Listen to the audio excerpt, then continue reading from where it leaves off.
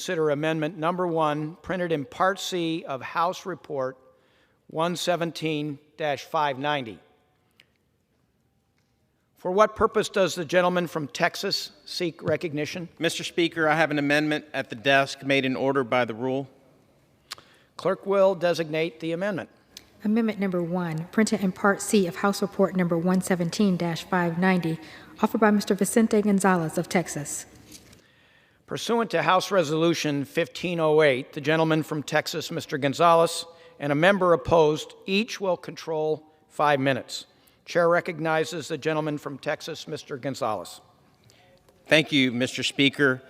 Mr. Speaker, I rise today in support of my amendment, H.R. 7946, the Veterans Service Recognition Act, which requires the Secretary of Homeland Security to propose regulations to implement this bill no later than 90 days after the date of enactment. Our deported veterans have waited long enough. These men and women are heroes, and how did we thank them for their service after they fought for our country around the world? We deported them. That is despicable and goes against every principle this country stands for. At the very least, we owe them an opportunity to naturalize, to live in the country they fought for, to raise a family, and to live and pursue their American dream, the dream they've earned, the dream they have fought for. I came to Congress 6 years ago and introduced the Repatriate Our Patriots Act because I was in shock that the United States was deporting American veterans. This gave them a pathway to citizenship. Today, I'm proud to see Chairman Takano's bill on the floor. Together, we've been fighting this cause to ensure future service members have the resources to naturalize and become American citizens.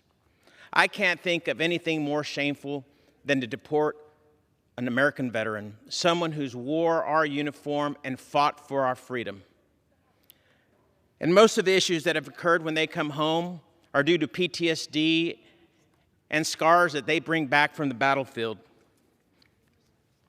I've spoken time and time again to my constituents in South Texas, to veterans across my border, and to people across this country, and the consensus is clear.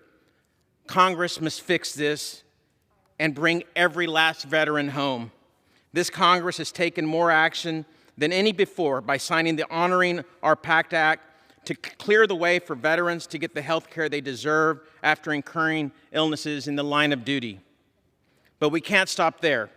While there's no way to adequately apologize to veterans who have been deported after bravely serving this country, this is a step in the right direction. For decades, many veterans have not been with their families, have not celebrated anniversaries and holidays. They couldn't be with loved ones for important moments like graduations and birthdays. This is our chance to act and our chance to show we can grow and correct the wrongs and create a nation that really is for all. Mr. Speaker, I urge my colleagues on both sides of the aisle to support my amendment and to ensure the Department of Homeland Security acts swiftly and comprehensively to propose regulations and implement this critical bill. I urge my colleagues on both sides of the aisle to vote in favor of the underlying bill, the Veterans Service Recognition Act, to ensure these service members can come home, and that we will never, ever deport a single veteran again. I reserve the balance of my time.